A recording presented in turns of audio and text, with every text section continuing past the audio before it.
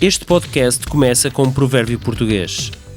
Se a merda valesse dinheiro, os pobres nasceriam sem cu.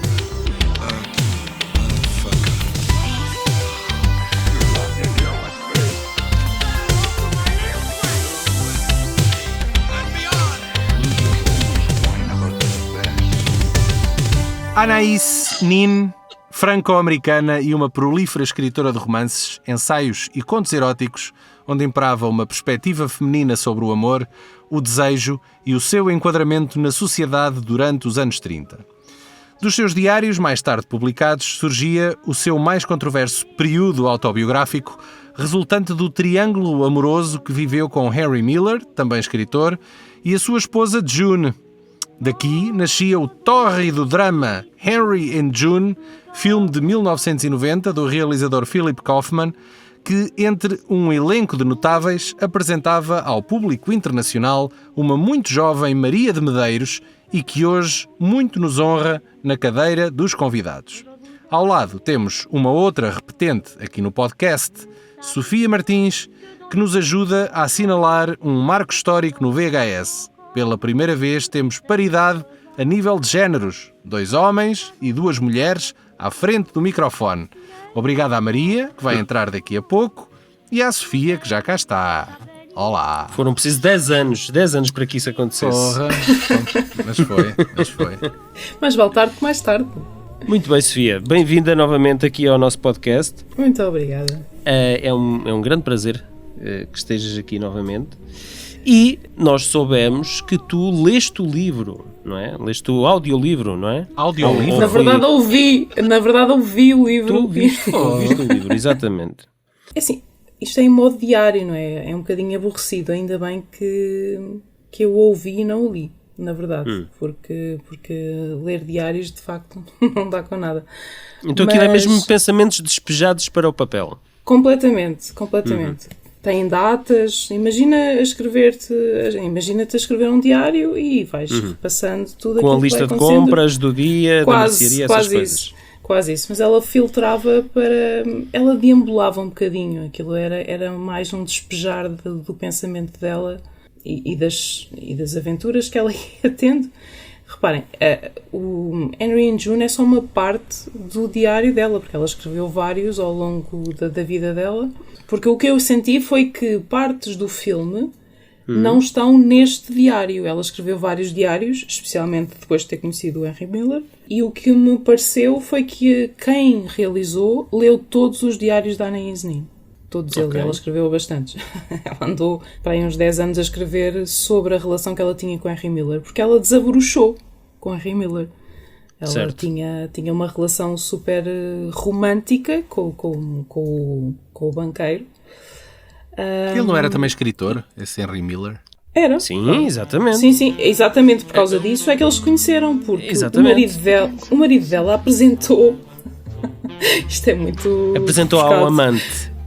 Exatamente. E supostamente ele nunca soube, porque ela só deu permissão para a publicação dos diários depois do marido ter morrido. Before his novels shocked the world, before her diaries inspired a generation, they lived an adventure more erotic than any fantasy. Annis, meet my wife June. Nós estamos em Paris, em plena Belle Époque, e Anais é uma aspirante a escritora aristocrata que se sente entediada com a sua relação com o Hugo. Henry e June são um casal americano disfuncional e que vive no limiar da pobreza, com o completo oposto de Anais e Hugo, e isso de alguma forma desperta a curiosidade da Anais, que inicia então uma relação amorosa tanto com Henry como com June. Esta descoberta sexual desinibe-a ao ponto de satisfazer o desejo do seu primo, que era de estar com ela também. E neste turbilhar de emoções neste turbilhar de emoções apenas Hugo escapa aparentemente incólume ao poder magnético e manipulador da Anais. Porquê? Porque a Anais, interpretada pela grande Maria de Medeiros, tem um olhar o mais inocente São possível. as piores. Mas é uma inocência aparente. É uma inocência completamente aparente. Porque ela é extremamente manipuladora. Ela só conta ao Hugo aquilo que quer. Sim. e faz também aquilo que quer. Sim. E ela está num processo de descoberta sexual e de descoberta como escritora através das experiências que vai obtendo, porque ela sabe que não será uma escritora completa enquanto não vir os dois lados da medalha, não é? Sim, e ela está aqui numa busca nesse sentido. Ela, na verdade, nem sabia que andava na busca. Quem a apresentou ao mundo mais, digamos, obsceno do sexo foi o Henry Miller, porque ele era um debochado. Sim, eu tenho um ódio de estimação com este senhor. Já tentei ler o Trópico de Capricórnio e não consigo acabar. À conta do filme, pensei, bem, já que vi o filme, deixa-me lá tentar ler o Trópico de Câncer, porque foi escrito a dois, também podes ver o filme, por ele e por ela. Acho que foi esse o livro que o Philip Kaufman, o realizador, leu e que pensou, eu quero fazer um filme sobre isto. O Trópico de Câncer foi escrito durante o início da relação que ele teve com a Anaís. A Anaís revia os textos. Nem sei até que ponto partes daquele texto não serão realmente dela, porque o tipo era execrável. Ele aproveitava-se das mulheres, na verdade. Era um tarado. Sim, a relação dele com June é um pouco isso também, não é? Sim. Ela pagava-lhe a vida boémia que ele tinha, não é? Sem sombra de ela dúvida. prostituía-se para ganhar dinheiro. Para manter a vida exatamente. dele. Sim. E ele fez o mesmo com a Anaís. Sim, eu acho que o Henry Miller era tão... bruto não é bem a palavra que eu procuro, mas talvez. À falta de uma... Sociopata. Rude. Não, rude. Era um bocadinho. Ele era bastante rude. Era horrível. E muito cru nas arestas. Ele conseguia ler as mulheres de alguma forma, conseguia perceber aquilo que elas queriam dele. E aquilo que eu sinto é que a Anaís estava farta de ser tratada como uma princesa pelo Hugo. E ela sente uma atração pelo lado rústico do Henry, que trata as prostitutas como princesas e as princesas como prostitutas. E a Anaís está farta de ser tratada como uma princesa. Isto é aquilo que eu sinto. Não sei se será isso. Não, achas que não? A relação que ela tinha com o marido era muito romântica. Ele idolatrava e realmente tratava-a como uma princesa e queria o melhor para ela. Sim, mas ele estava na mão. Sim, sem dúvida. Ele era completamente apaixonado por ela. Sempre foi, a vida toda. Mas ela desabrochou. Isto acontece com todas as mulheres, na verdade. Eu acho que olha, mas foi uma revolução por causa disso. O Hugo Totó, que nos é apresentado no filme, eu não sei se ele era assim tão totó. Eu acho que ele como ele era cegamente apaixonado por ela, ele tolerava essas escapadinhas dela, percebes? Nos livros, no diário, em Rei June, se lerem o livro, chega a uma certa altura em que ela não diz descaradamente ao marido que tem uma relação com o Henry, mas sugere-lhe que ele também tenha aventuras. Ok. Porque há ali uma época da vida deles em que ele está mais em viagem e ele acha que inclusivamente vai para os Estados Unidos, já não me recordo, e ela muda-se para a casa do Henry Miller. Ele sabe que a mulher não estava em casa. Agora, até que ponto?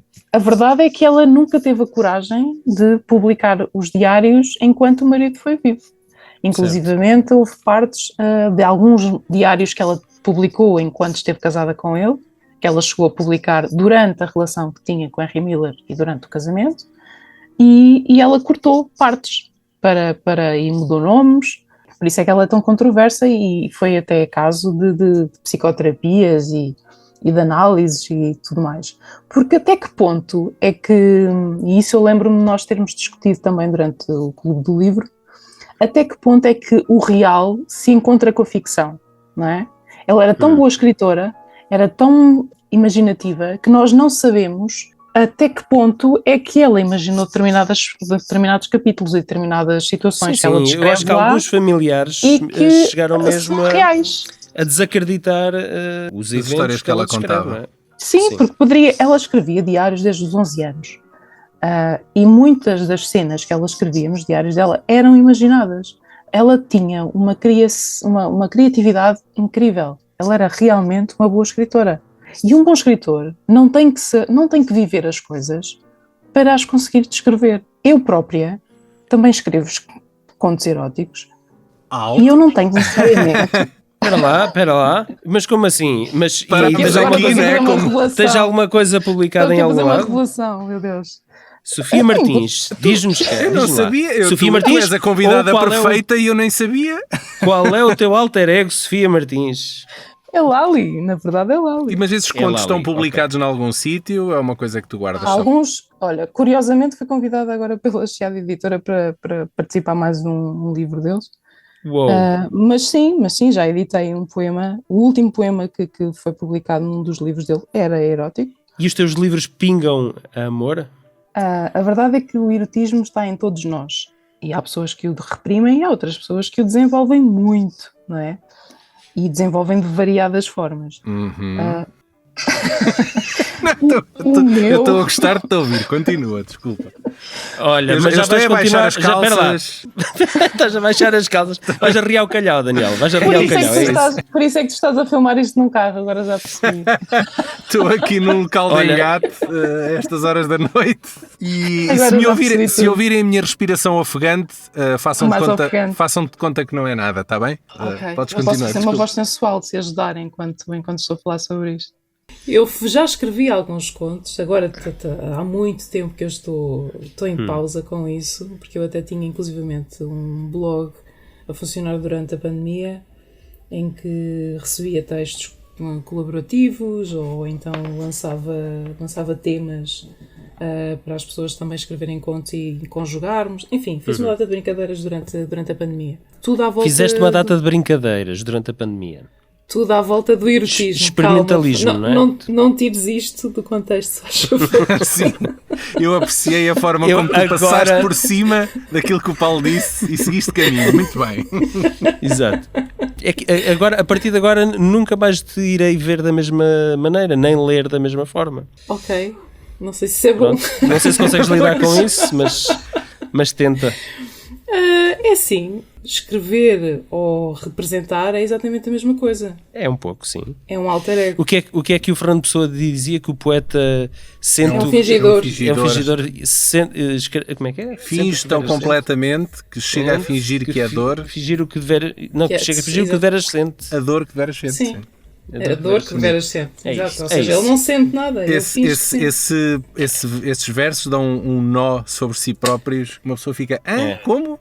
Por isso é que ele era tão incrível, não é? Mas a minha última participação, vamos lhe chamar assim, foi no Mercado Maroto, que houve há pouco tempo na fábrica Braço de Prata, e eu encerrei, por assim dizer, o Mercado Maroto. A quantidade de coisas que eu estou a ouvir que eu não conhecia. Que eu não sabia que existia. Exato. Eu também não.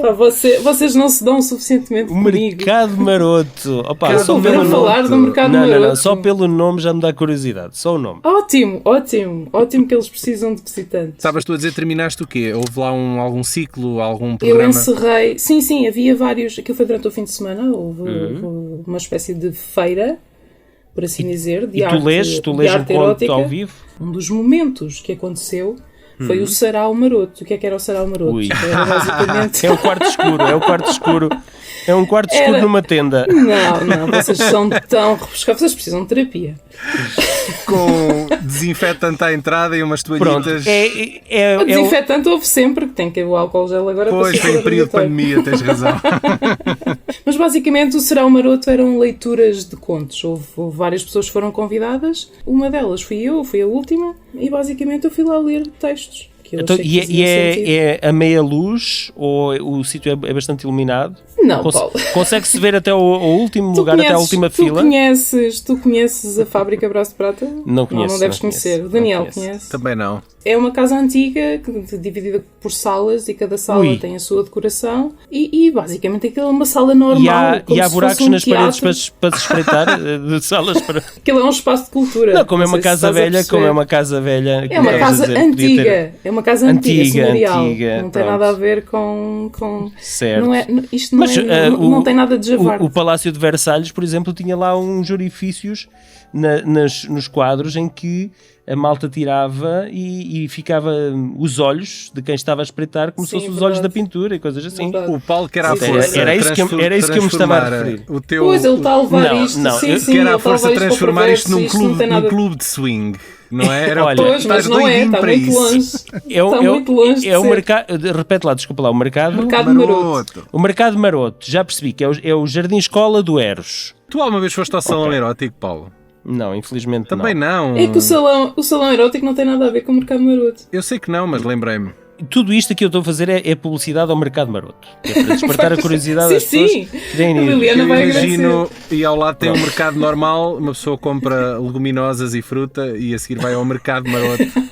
Porque não? E Já comprar arte. está a passar ao lado. Muito bem. E comprar arte marota, basicamente, que é o que vai encontrar. E para dinamizar todo o fim de semana, terminou com um sarau maroto. Ui, sarau maroto. Opa, não dá para O dizer nome é sarau sugestivo, eu maroto. sei. Será o maroto on ice. Ai, basicamente- olha, Anaís, anda cá abaixo ver isto, Com pá. figuras da Disney. Será o maroto Olha, a com figuras Anaís da teria Disney. adorado o mercado maroto. E o Acredito Henry que Miller, sim. então, meu Deus, Especialmente naquela época, este filme só não foi rated X por pouco, e este filme apenas tem a classificação de NC-17, só para maiores Que é para maiores de 17 anos, 18, não é? Sim. por causa Sim. de uma gravura, por causa de uma, não é uma fotografia, ali aos três... Japonesa. Exatamente. Logo ao Daquilo do início, Kama Sutra não é? Logo ao japonês. início. É um filme com algum erotismo e algumas maminhas à mostra, assim. É pá, mas nada Só da transcendente. Maria de Medeiros. Porque, Sim, nada. Não. Da Uma Turma tu não vês, mas vês Não, ela não chega a mostrar. Sentes não, as contorcionistas. a roçar-te na cara. Não, as contorcionistas aparecem full frontal, com pelos públicos e maminhas à mostra.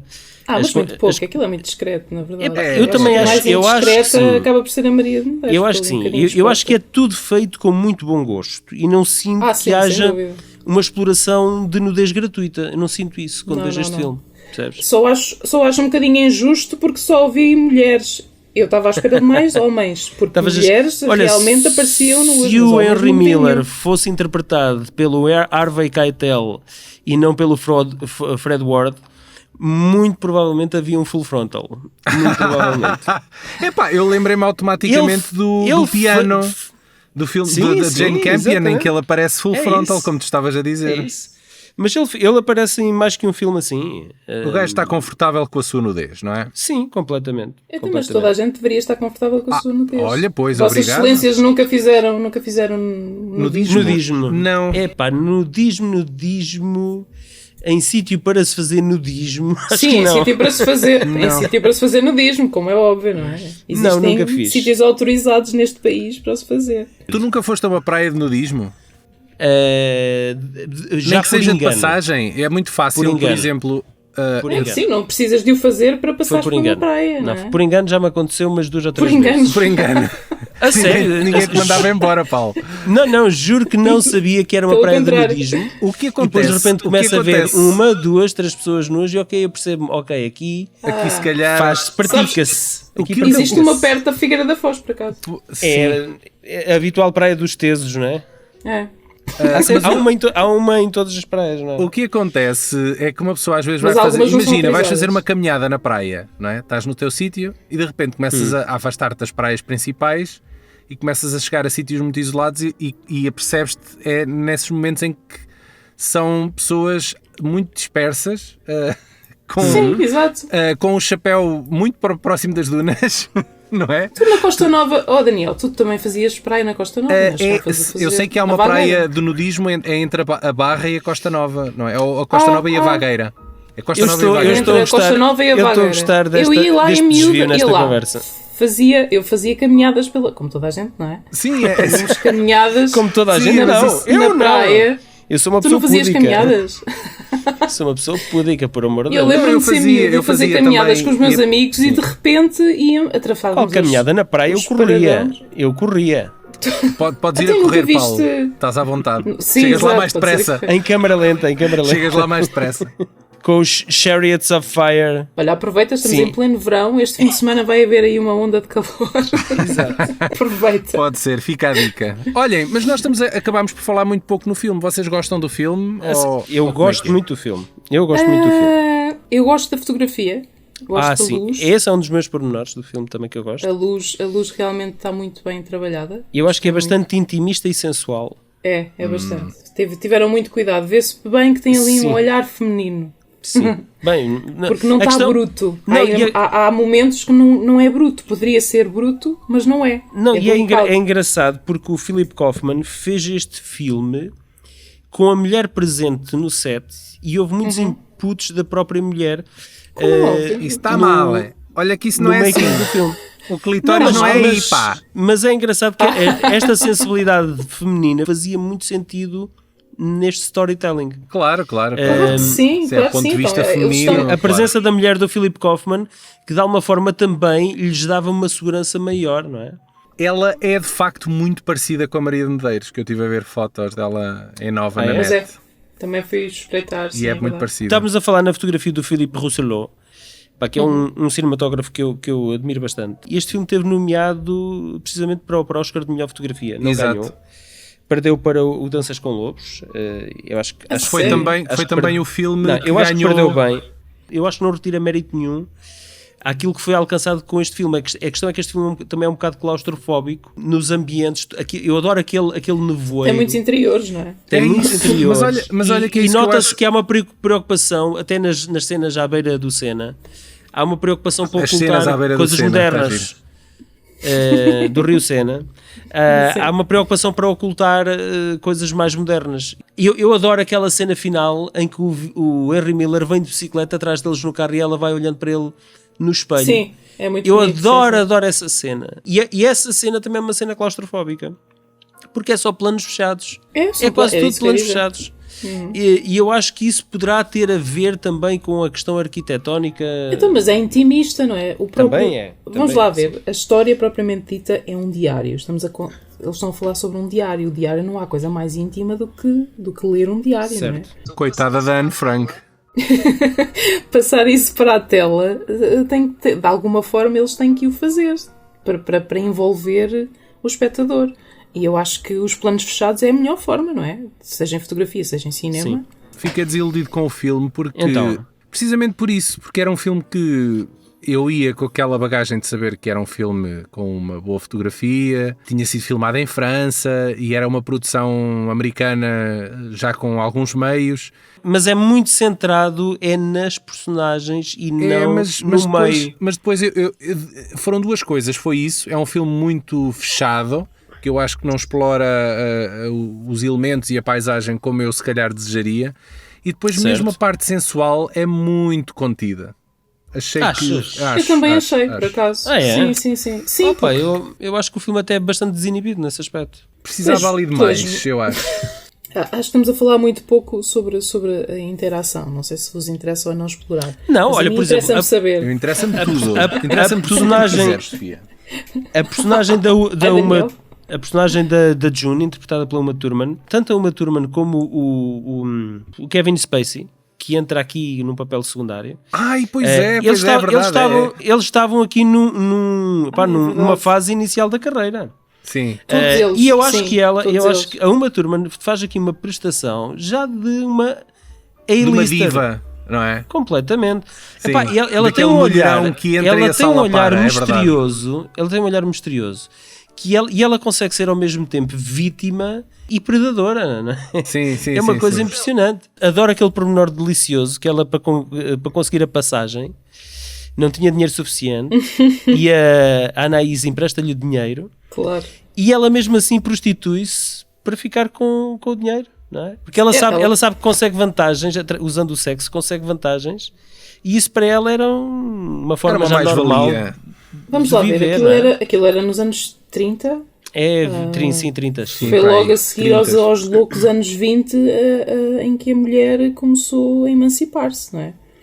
E a mulher já há muitos séculos que sabia que, felizmente ou infelizmente, uma boa forma de tomar partido de muita coisa era através do sexo. Ela sabia Certo. muito bem como é que havia de o fazer e de ganhar vantagens sobre isso. Além disso, não sei se vocês perceberam, mas a June e a Anaís também tiveram uma relação. Sim, lésbica. sim. E era Sim. isso que eu ia... Mas isso, era mas Eu isso é percebi real? muito bem. Ou... Percebi muito bem, mas Sim, deu para não, isso no perceber. filme, No filme está muito patente, mas isso também está no diário, essa relação? Claro, então, mas Ok. com certeza. Com muito mais. Mas Com Senhoras e muitos senhores, detalhes. vamos agora ouvir uma passagem do diário lida por Sofia Martins. Sofia, podes começar. A Lali. Se eu Alter ego tivesse, Lali. se eu Lali, tivesse o livro, desculpa, se Lali. eu tivesse o livro, de facto, não me importava de ler. Por incrível que pareça, não é? Tanto a Uma Thurman como a Maria de Medeiros voltam a integrar o mesmo elenco, mas sem contracenarem, no Pulp Fiction, não é? E eu acho sim. que este foi o filme que lhes deu visibilidade. Eu acho que foi num festival qualquer de Cannes, onde ele tinha, acho que estava, eu tenho que confirmar isto. Em todo caso, acho que ele tinha o Cães Danados em exibição. E este filme também lá estava.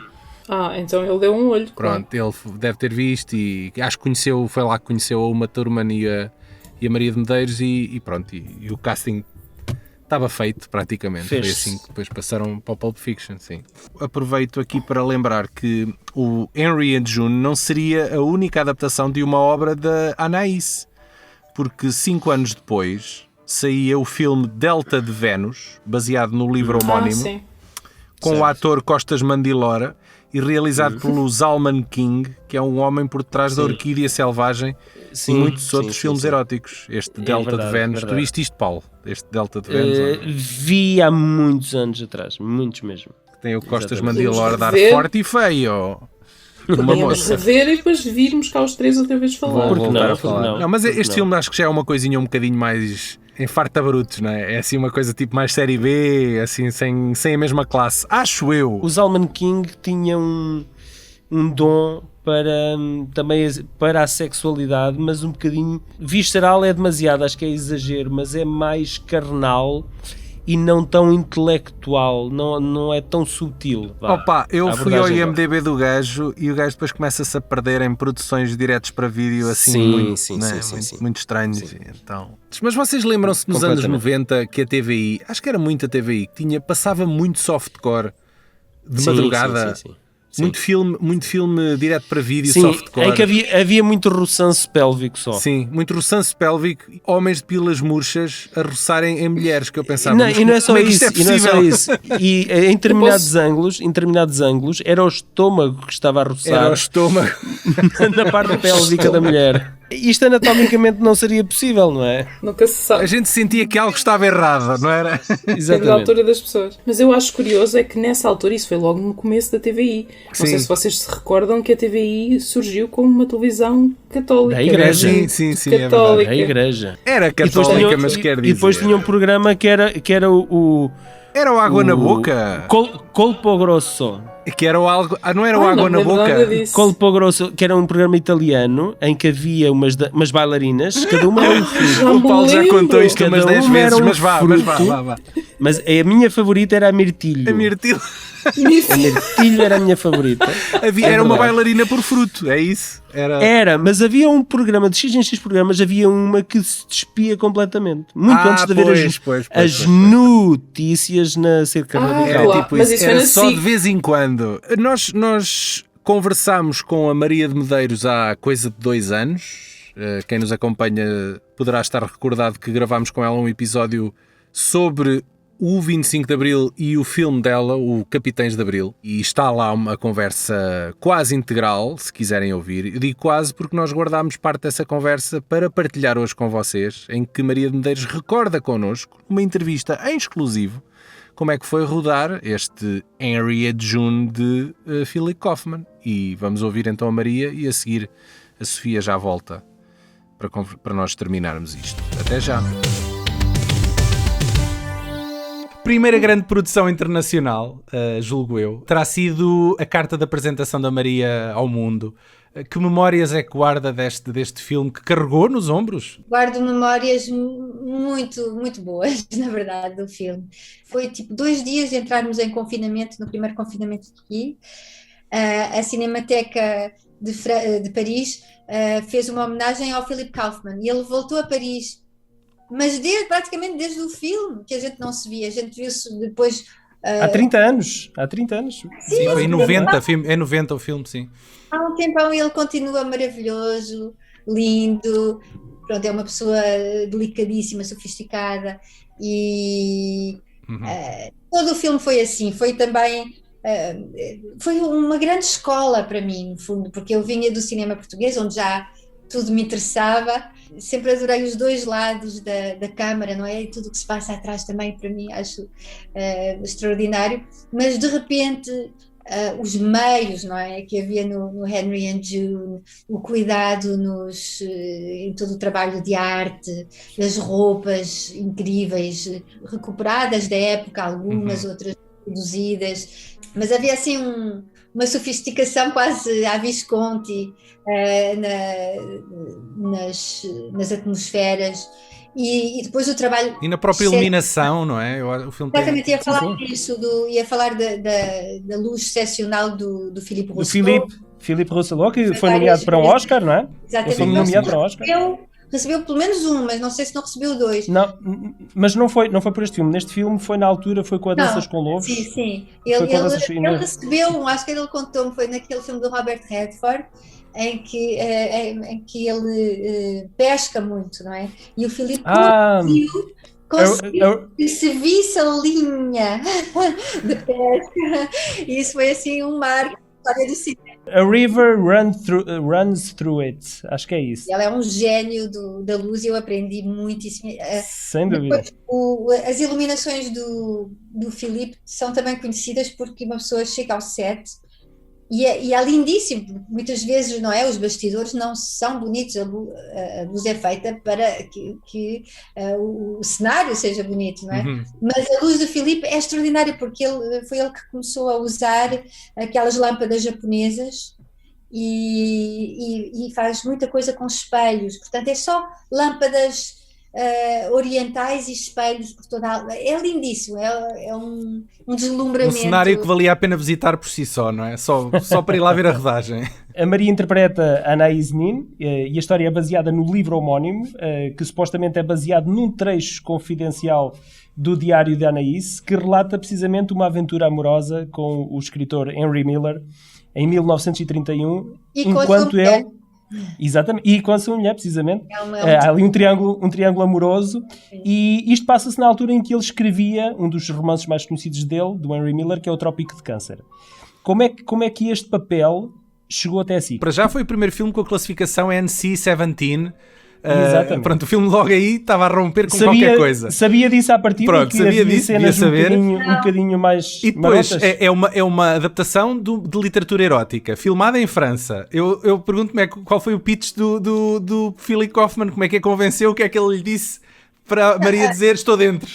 Eu fui parar ao filme graças a uma grande diretora de casting aqui, também uma figura muito importante do cinema francês, que se chamava Margot Capelier, e ela conhecia o meu trabalho, na verdade, no teatro. Ela tinha-me visto no teatro aqui, porque eu fiz o Conservatório de Paris, não é? Onde todos os castings vão ver os jovens que estão a sair, não é? Os novos talentos, sim. E ela tinha acompanhado várias das peças que eu fiz num teatro super clássico. Eu fiz tragédias de Corneille, Molière, não sei o que.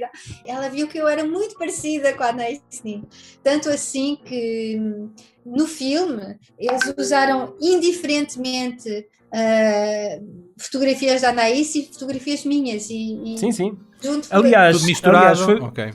Foi precisamente o filme, a classificação de NC-17 foi precisamente por causa de algumas dessas fotografias mais marotas que a sua personagem está a desfolhar ao início, que tem lá umas figuras do Kama Sutra.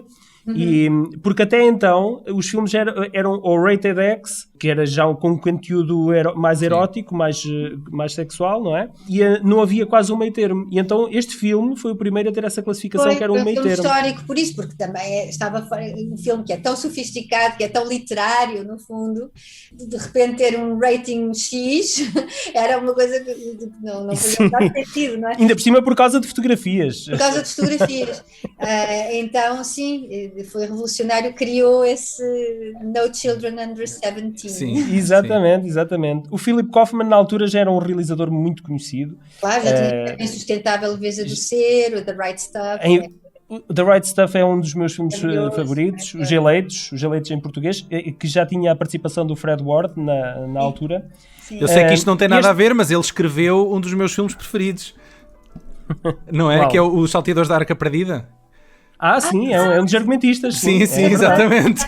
É verdade, Não tem nada a ver, ele e o Jorge Lucas, não é? Sim, exatamente. Nesta altura, ele já pertencia ao mainstream de Hollywood. A Maria sentiu esta pressão no set. A Maria já disse que ele continua a ser uma pessoa muito fácil de lidar, mas Acessível, na altura sim. havia já uma pressão. Não sei se ele é fácil de lidar e acessível. É uma pessoa muito sofisticada. Eu tenho muito prazer em estar junto dele, porque por causa da sofisticação, da inteligência. Agora, ele justamente ele faz parte, eu acho que, da nata cultural de São Francisco. E ele, ao mesmo tempo, sim, é mainstream, o filme era da Universal, mas ao mesmo tempo acho que tem uma posição um bocadinho à parte do mainstream, porque se formos ver, todos os filmes dele são filmes de autor. É isso, precisamente. Ele só há filme independente, só há filme de autor, precisamente. Sim. Embora o elenco tenha vindo todo dos Estados Unidos, ou quase todo, depois cai ali num filme que é um filme tipicamente europeu, ou pelo menos segue muito essas linhas, não é? Muito. Sim. Aliás, isso até foi mal recebido pelos franceses, no fundo, porque um americano que vem fazer um filme europeu sobre o erotismo em Paris. Promiscuidade é esta? E ele a seguir fez o Marquis de Sade, logo passado pouco tempo, fez o filme da Quills, que é sobre o Marquis de Sade. Precisamente, então, seguiu aqui uma linha. E, aliás, eu acho que o último filme dele também é sobre o Hemingway e a esposa, sim. não é? Sim, ele Sim, tem... por isso nota-se que há aqui uma vertente. É engraçado, porque muitas vezes me perguntam, mas você fez os filmes portugueses tão intelectuais e depois foi fazer filmes americanos. Sim, é verdade, mas os filmes americanos que eu fiz são super intelectuais. Exatamente. Sim. São de realizadores muito cultos, muito intelectuais, no fundo. Há uma passagem no filme em que a Maria diz: se merda valesse dinheiro, os pobres nasciam sem cu. Sem cu. Exato. Sim, sim. Isto dá uma sensação que foi um contributo da Maria para Que o guião, lindo, porque eu fala em tive tanto português orgulho. e tudo. Não? Maria, eu tive tanto orgulho quando ouvi essa fala em português. Adorei. Não, isso Muito foi realmente orgulho. uma proposta do Phil e da Rose, da mulher dele, que entretanto faleceu, mas eu acho que o Henry Miller citava esse provérbio como sendo um provérbio português, e então, claro, eles disseram, Maria é portuguesa, ela tem que dizer isso em português, mas não faz o menor sentido ela dizer de repente aquilo é português. Eu acho que nem é bem um provérbio português. Eu não conhecia. Não É um não ditado, sei. não é? Mais um é. ditado, talvez. Segundo o Henry Miller, ele dizia que era um ditado, um provérbio dos Mas é uma coisa que nós ouvimos Ouve-se, corriqueiramente na rua. Mas não Por sei isso. se até que ponto é que é totalmente português. Se calhar sou eu que tenho a ideia Certo. de já ter lido isso noutros sítios. Mas ficou Dito bem, em o que importa português é isso. e sim. ouvido em português, eu fico com a certeza que é português. Sim. Sinceramente. Na altura, a Uma Thurman ainda era uma jovem atriz, ainda tinha um currículo muito pequenino. Pouco tempo depois, cerca de 4 anos depois, voltariam a trabalhar no mesmo filme sem contracenarem, não é? Dá para perceber que o Tarantino viu este filme, não é coincidência nenhuma. Exatamente. Como é que ela era Uma Thurman na altura? Hoje é uma vedeta internacional. Sim. Uma mulher extraordinariamente inteligente, é uma personagem, é uma figura muito, muito fascinante, assim como o Tarantino é. E eu acho que ele gosta também de trabalhar com pessoas que já elas próprias transportam um certo universo. Eu gosto imenso da Uma, gosto sempre de me encontrar com ela, há muitos anos que não a vejo, e demonstra no fundo também a extraordinária curiosidade do Tarantino, não é? Porque ele tinha visto o Henry and Judy, ele conhece tudo, ele vê tudo, e ele vê tudo. Ir buscar as mesmas. Temos que falar na cena de sexo que vocês têm no final. Qual é que foi o desafio? Há que saber que as cenas de sexo nos filmes é como ensaiar uma dança, é uma coreografia, no fundo. Sim, claro. Sim. Então pronto, de tal movimento, em tal momento, não sei o quê, câmara, não sei o quê. É uma coreografia. Mas a Uma, ela realmente, embora ela seja uma mulher imponente, é altíssima, é um bocadinho contrário de mim, que sou pequenininho. Ela própria constata isso na sua personagem. Porque era pequenina, ela a dada altura diz que é pequenina e... Ela diz que é Sim, verdade, sim, ela fala. Mas ela era um bocadinho mais nova que eu. Andávamos as duas eu devia ter uns 23 e ela para aí uns 20, uma coisa assim. Mas isso pronto, ela sendo tão grande, de alguma forma ela estava às vezes mais insegura que eu. E eu sei que as cenas de sexo, enfim, de afeto, Claro, sim. amor, É mais insinuação, mais e sedução, insinuação. do que outra coisa. Foram momentos muito doces, assim, em que nos protegíamos uma à outra. A gente sentia-se muito mais agredidas, ou mais, digamos, agredidas não vamos exagerar, porque não era nada assim, de mito, nem nada que se pareça. Havia um respeito absoluto, mas às vezes, claro, sendo muito jovem, a gente sentia-se mais em perigo, digamos, nas cenas com os rapazes, que também eram encantadores, do que nas cenas entre nós. A Maria falou agora nessa questão do Me Too, e a Uma Thurman apareceu recentemente por causa foi uma das pessoas mais vocais nesta questão, e voltou a falar num caso de violação, e pintou até um retrato assim um bocadinho negro de Hollywood. Qual é a sua impressão sobre estes relatos que agora vieram ao de cima? E não só em Hollywood. Eu acho que é muito importante tudo o que está a acontecer, o facto dessa palavra sair, vir para fora. Onde há poder, há abuso de poder, e é importantíssimo denunciá-lo. Devo dizer que eu tive bastante sorte, não sei, às vezes penso pela minha própria inocência, talvez, não sei. Inocência, ou eu caí das nuvens aos trambolhões quando percebi que havia realmente desigualdade entre homens e mulheres. Mas eu percebi isso tarde, porque eu sou realmente uma filha da Revolução Portuguesa, e achei que estava resolvido. Sim. Durante muitos anos achei que a coisa, pronto. Tinha ficado por ali, não é? Eu lembro muito bem da minha amiga, aliás, a quem eu tinha oferecido o papel nos Capitães de Abril. Não era para mim, era para a minha amiga Marie Trintignant.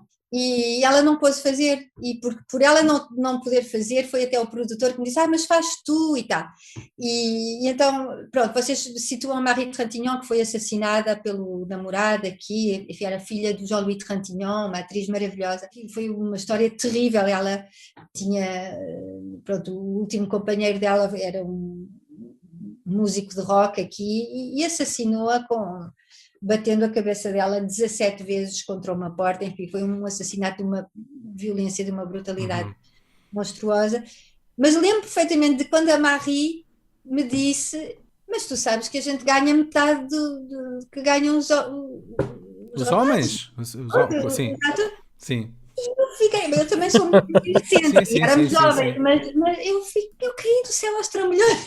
Então, o meu engajamento primeiro era como uma evidência, e depois chegou quando eu percebi que estávamos muito, muito, muito longe de... E qual acha que era o motivo para que isso fosse assim? Seria o facto de serem nomes rentáveis, e então havia uma aposta, um cachê mais elevado por isso? Não, ou era de outra razão?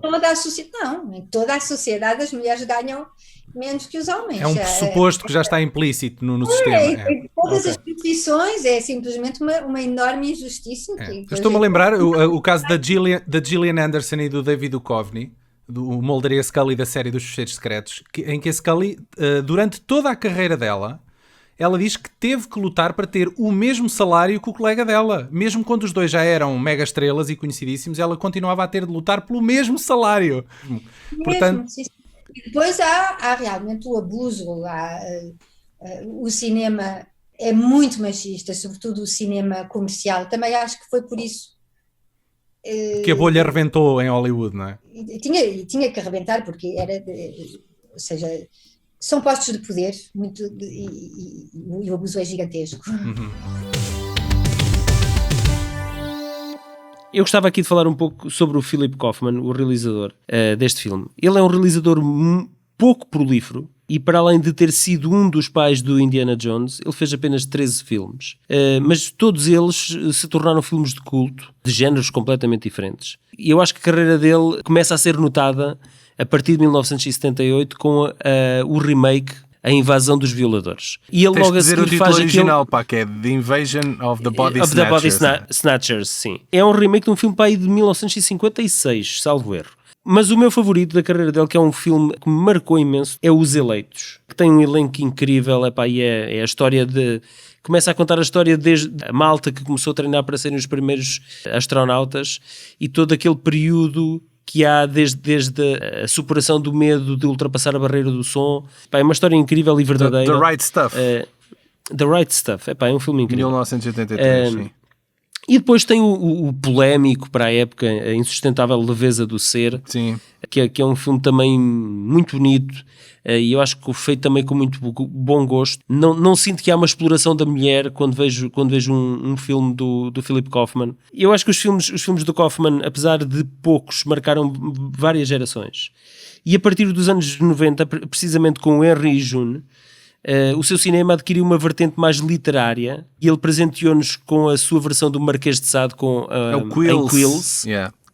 Que é um filme que eu gosto bastante. Com uma Kate Winslet acabada de sair do Titanic e que de repente entra aqui num filme erótico. Não é erótico, não sei, eu nunca vi este filme, na verdade, mas... É mais S&M. É mais S&M, é um lado mais libertino. E é com o Jeffrey Rush, libertino, né? Jeffrey Rush Exatamente. e Kate Winslet. Yeah. E o semi-biopic Hemingway e Gellhorn, que é também a relação, aborda a relação entre o Hemingway e a sua mulher. Quem é o Nicole Kidman e o Clive Owen, grande elenco. É um filme da HBO, é um telefilme da HBO. É, mas este foi o seu último filme. Ele hoje em dia está retirado do grande e do pequeno ecrã. Acho que, apesar de não ter sido um realizador muito prolífero, acho que deixou a sua marca. E pronto, e que está aí patente para nós consultarmos, visitarmos e revisitarmos, que é bom cinema. Para mim, Os Eleitos, sobretudo. Muito bem.